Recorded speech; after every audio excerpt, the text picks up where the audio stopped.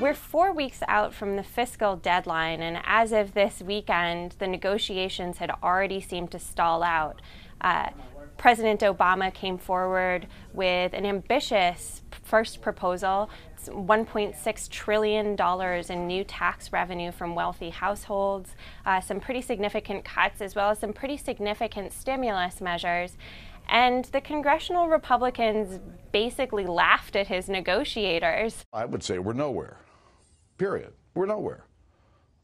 We've put a serious offer on the table by putting revenues up there to try to get this question resolved. But the White House has responded with virtually nothing. And it looks like today, though, that stalemate might have already broken a little bit.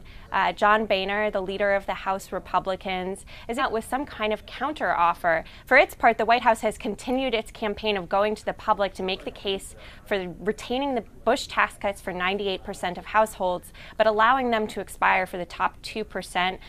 President Obama was answering questions on Twitter.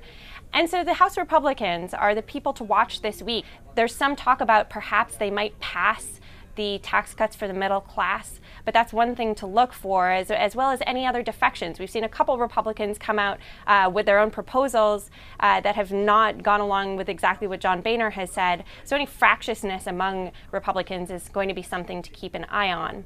And the backdrop to all of this is, of course, the economy. If Congress doesn't get its act together to do something by the end of December, it could go back into a recession. That's how big the tax hikes and the spending cuts are.